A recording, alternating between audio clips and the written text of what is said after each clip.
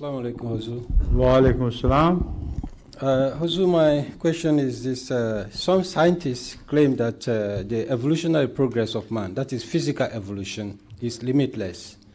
And they claim that subtle changes within the environment will eventually make man change into a form which is different. Which scientists have told you this? Well, I read it in scientists, in journals, that changes within the environment will eventually make man change. They are not talking of the things which you are telling me.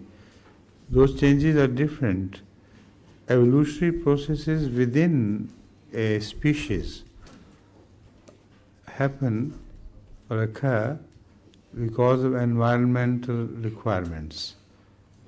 But they simply do not change the species. For instance, viruses go through a rapid evolution in their character to meet the new challenges posed to them by antibiotics. So they keep changing their form to suit themselves and to become a better brand to combat antibiotics. Many theories have been put forward. Some of them suggest that it is not that sort of evolution which people know about. What happens is that already viruses are inconsistent in their inner making. There's so many viruses which have different characters. So a wide variety of viruses are already in existence. So when an antibiotic kills some of those who are weak against against the antibiotics, then whichever remain, they spread. And it appears as if they have evolved. They were already there, but because of the lack of competition, they have a greater freedom to spread.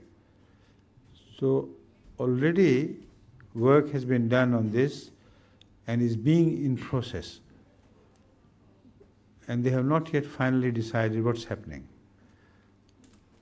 But among viruses, particularly the cold viruses and influenza viruses, they have found such amazing things that they cannot control.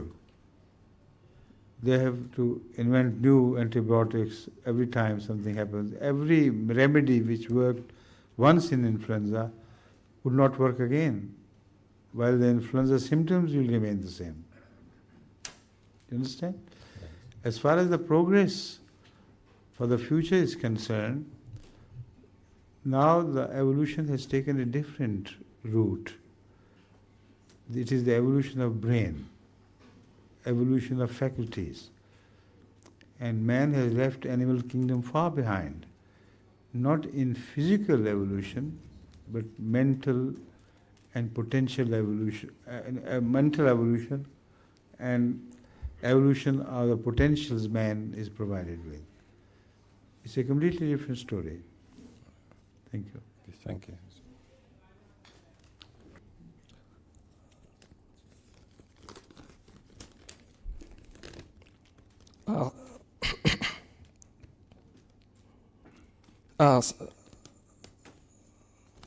Assalamu alaikum. By the way, you have ceased to introduce yourselves. Previously, I had told the questioners to say a few words, brief introduction. Huh? Thank you. And then start framing your question or whatever you have to say. Please. You are? My name is Abdurrahman Muhammad. Yes. From Islamabad. No, previously. From Tanzania. Yes, that's right. I have one question, Some Huzur. people say Tanzania, some say Tanzania. Which is the correct pronunciation? It is Tanzania. Tanzania? Yes. Not Tanzania? I think I have heard it on radio and television being pronounced as Tanzania. But some people, particularly Pakistanis coming from there, call it Tanzania. You're not sure about it. It seems that you do not belong to Tanzania or Tanzania. You may have belonged to an island close to Tanzania. Is that right? Yeah, from Zanzibar, but it is part of Tanzania. From Zanzibar, that's it. That is it. Yes, please. Yeah, Huzur, I have one question with two parts, A and B, and maybe the second part will be covered in your answer with the first part. But let's see. Okay. My question is that what is the difference between meditation and remembrance of God? Meditation could be anything, about anything. And remembrance of God is remembrance of God. When you meditate on God, then it is remembrance of God as well as meditation. When you meditate on any other thing, it is just simple meditation. You understand? Thank you. And the second part is that sometimes when I concentrate in the remembrance of God, Yes. yes, I get headache. So what's your advice on this?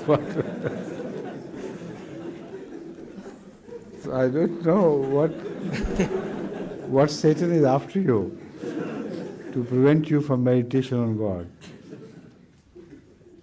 But I think maybe there is some physical illness you have not yet discovered. When you attentively concentrate on something, then the rush of blood to the brain is causing this. So it's not meditation on God at all. It is just meditation. You can meditate on any other subject and the same thing will happen to you. Headache is not caused by the remembrance of God. The headache is caused by the meditation. Right? Yes. So try to meditate on any other thing and let me know if you do get headache or not. Thank Okay? you. Thank you.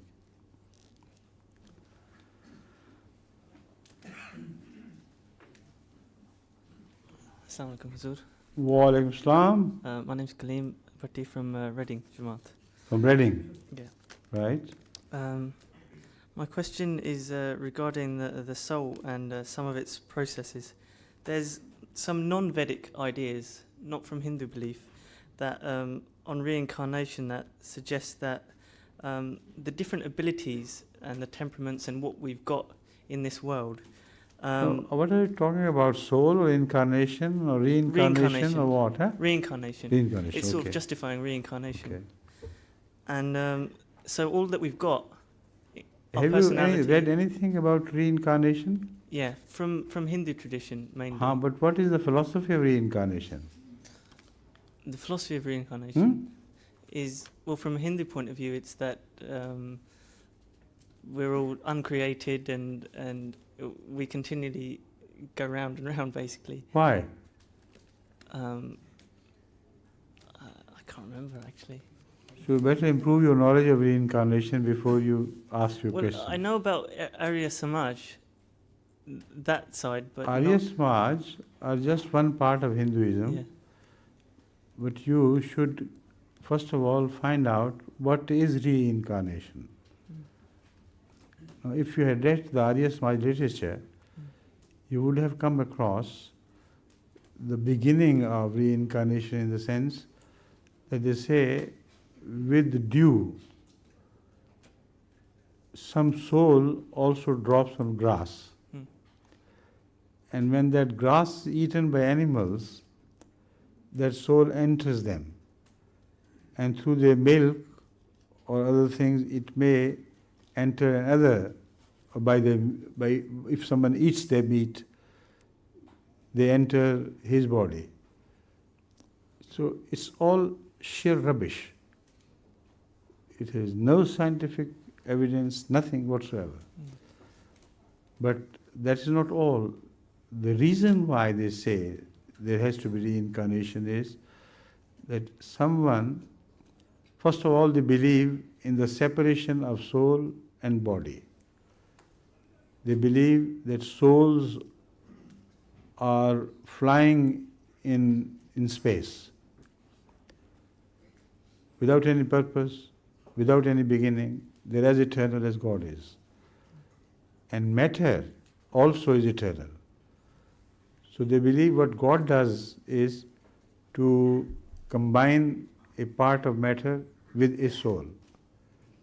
And this wedlock between the soul and the matter produces what we know as life on earth. Why should he do it? He has not created. He is not the master of either soul or matter. Why should he bind them together? When you inquire from them, then the reasons they give are absolutely nonsense. They say soul and matter are independent, this is their nirvana, this is the life of deliverance from everything. God puts them together because sometimes before they were united and they committed sins. So after having been released from this forced union, they are brought back to reunion because of some crimes they might have committed 1 trillion years ago. But how did it all start? That is the question. Why initially did God join both soul and matter while he had no right to do so? And the position of the surgeon on earth is also described in a manner that no sane man can ever accept it. They say when the soul and the matter are reunited, they are given birth in the form of a child, human child. That child might have been a good dog of the owner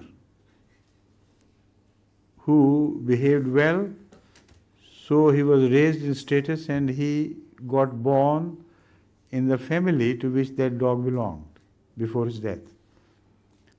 So anything can happen. Even some people can be turned into worms in the tummy of other people because they are also a form of a wedlock between soul and matter.